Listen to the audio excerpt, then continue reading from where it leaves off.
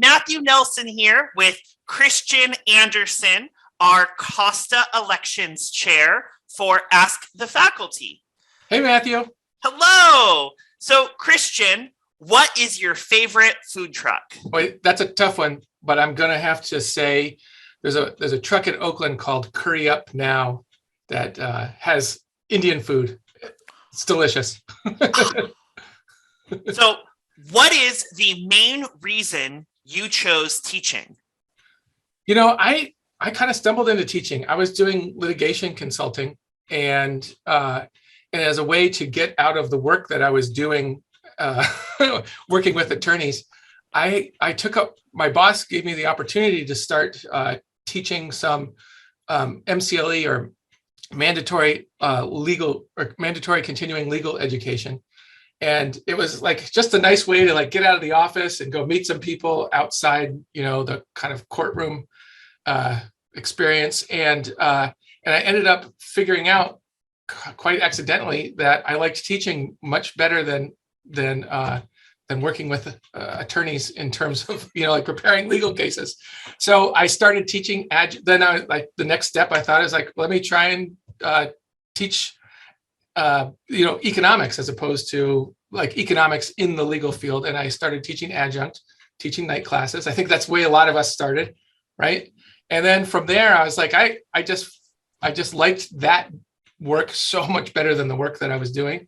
I told my wife, I think I'm going to quit my job and try and get a job as a community college teacher. And luckily, it happened. It worked out. Like, I don't know why me, but anyway, here I am. Well, I'm glad you're here. Yeah, me too. What are the courses you teach? I teach a lot of classes. I teach the principles of microeconomics, the principles of macroeconomics, another class which are both classes for majors. And I teach a class for non-majors called Introduction to Economics. And I also teach Introduction to Statistics and the support class for the statistics. What is your proudest non-teaching accomplishment? You know, this one is like, I don't want to sound like I'm a saint or anything, but like, I'm not proud of much. Does that sound crazy? I don't know. I guess I don't take a lot of pride in anything. You're very humble. But I will say this, like maybe this. I forced myself to take singing lessons as an adult, and I got through it. So there's that. By the way, I'm not a good singer, and I'm not going to demonstrate anything I learned. You don't want to record a song? No, I do not. What is something most people don't know about your past? You know, it's I lived in a permanent refugee camp for a year in India as an exchange student. Wow. No, most people don't know that about me. I haven't really talked about it all that much with many people. It was great. It changed my life. It was an amazing experience. It's 1993, 94. It was a long time ago. Since I lived there, it has become kind of a swanky neighborhood. But when I was living there, it was very much under construction. Like the whole place was a construction site. And anyway, it changed the way I see the world and interact with it profoundly. Oh, I bet. So what is your watch it 1,000 times movie? Pee-wee's Big Adventure. Without question, Pee-wee's Big Adventure. I even have, look what I have here. It's not from Pee-wee's Big Adventure, but I even have I have a little zombie. Oh. Whoops, it's not. I don't know why. My background blur filter, I guess, is maybe copyright protection. No. Yeah, I love Pee-wee. What is your late work policy? Well, I want to. So instead of being brief, I'm going to maybe take a little bit more time on this because in general, my late work policy is I do not accept late work. And just to give you a little bit of context, that's because most of my homework assignments are time sensitive. They're meant to prepare students to participate in the lecture. And just like, if you volunteer to bake a cake for someone's birthday party, you can't bring it 3 days after the party. It just doesn't work that way. So I I don't accept late work, but here's what I do accept. I accept that we're all human beings and we all make mistakes and things fall through the cracks. And so I have 16, 17 assignments due in a semester, and I usually only use 14 or 15 of them, towards students' grade. What is your absence policy? Oh boy, I don't know that I have one. For the first 15 years I was here, I didn't even take attendance. Like, my policy was, this is for you. And if it's a priority, you'll be here. If it's not a priority, you won't be here. And then I was talking to some colleagues, and I was convinced that maybe part of my job was to give people incentives to come to class. And so I started taking attendance. Again, my attendance policy didn't involve perfect attendance, but I'm starting to rethink that. I'm starting to think that it hasn't made much of a difference. Like, the students who are motivated are still coming, and the ones that are less motivated or have more have other priorities in their life that they need to attend to are still not coming to class. And so I'm thinking about going back to not having an attendance policy once again. Do you have any pets? I do. I have a giant Rottweiler named Jimbo, and I have 2 cats named Mr. and Mrs. T. I don't know that it was like a shotgun wedding, but anyway.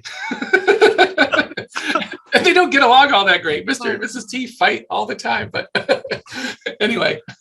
3 pets. What is one piece of advice you have for your students? When I was in college, I had an amazing neighbor. He wasn't in college. He was just my neighbor, and his name was Joe Del Bonis. And one time I asked him what his secret to success was, because I went to UCSB, and he was kind of a young guy who was a property owner in Santa Barbara. That seemed to impress me. And he had lots of toys, like fancy cars and whatnot. Anyway, this is what he told me, and I try and pass this on to my students. He told me, and he had a great Rhode Island accent. I wish I could do it justice, but he said something like this. He said, "Life by the yard is hard, but life by the inch is a cinch." So I tell my students, if you tried to eat a pizza in one bite, you're probably going to fail and maybe even end up killing yourself. But, if you just take it one bite at a time, before you know it, the pizza's gone.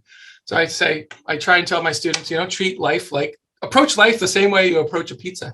And anyway, that's probably the most common advice I give my students. On a Sunday, would you rather hike a mountain or kill zombies? Oh, I'm not a killer. Definitely hike a mountain. What is your favorite recent teaching moment? I don't know if this counts strictly as a teaching moment, but a couple of months ago, I helped one of my former students fill out an application to be a full-time instructor at COS. So that was pretty cool. I don't know if he got the job. I'm still wondering. Where do you like to go for a long weekend? That's a tough one. In my imagination, I would love to go to La Paz, Mexico, every chance I could get. A couple of years ago, I took a semester off, and took my family and I lived there for 6 months, and I just love the juxtaposition of the desert right next to the crystal blue water of the Gulf of California. I don't know about you, but environment has a huge effect on me, and the natural beauty of that part of the world is I don't know. I'm almost at a loss for words. Are you someone who likes to do things now, or are you someone who likes to wait until the last minute? I like to lie to myself and tell myself that I'll do it now, and then wait until the last minute. Apart from teaching, what is one other career you would have pursued? Oh my gosh, I forgot to. I don't know, homemaker. Is that a career? Definitely. I'd love to just stay home and take care of the house and, rub my wife's feet when she came home from work. That would be awesome. What is your favorite anxiety reliever? I don't know. I've got a prescription from the doctor, I guess. Boost Bar. What is one inanimate object you'd take to a desert island? Oh, geez. I don't know, a cyanide pill? Oh, gosh. That way, if things got bad, I could. That's a pretty smart answer, as dark as it is. What is your favorite thing about your job? Again, this is one like I'm tempted to go on and on and on about, but I just love being part of another person's growth as a human being, whether it's like educational or personal or what. And I feel like I get the chance to do that almost every day, so it's pretty fulfilling. Like I said, I could go on and on, but I think I'll leave it there. Your office decor, is it minimalist or maximalist? I know it's a mess. That's why I have it blurred in the background. I think I said the same thing, like messiness or something like that. What is the biggest obstacle you would remove for students if you could? Oh my God, there's so many. So